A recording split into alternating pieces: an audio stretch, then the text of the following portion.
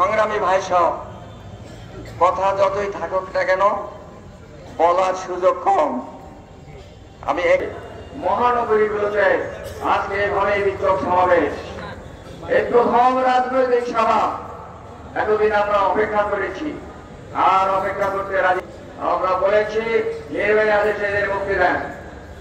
যে কথা আমি বলবো সেটা হচ্ছে এই যে হয়েছে তারা যেভাবে ক্ষমতা আগে বসেছিলেন 29 সালে আগে কি আপনারা কোনো কথা বলতে মেরামতের আগে কোনো নির্বাচন মেরামত করতে হবে, তারপরে নির্বাচন।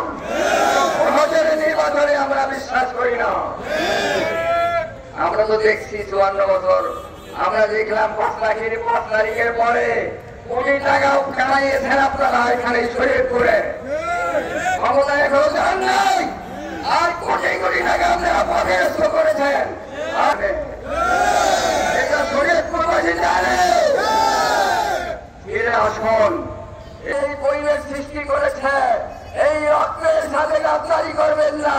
যে ঐক্য সৃষ্টি হয়েছে এই ঐক্য ভণ্ডুল করেছে যারা আপনার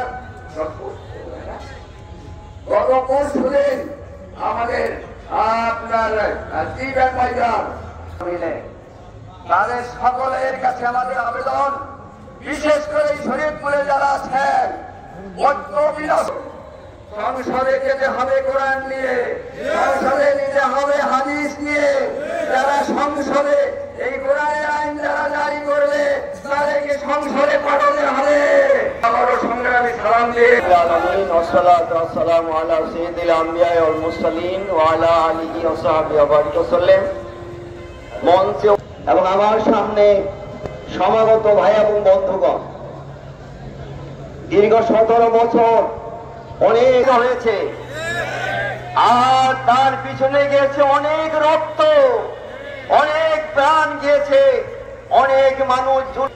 সুতরাং তাদের দায় স্বীকার করতে বাংলাদেশকে একটি আদর্শ কল্যাণকামী রাষ্ট্রে পরিণত করার দৃঢ়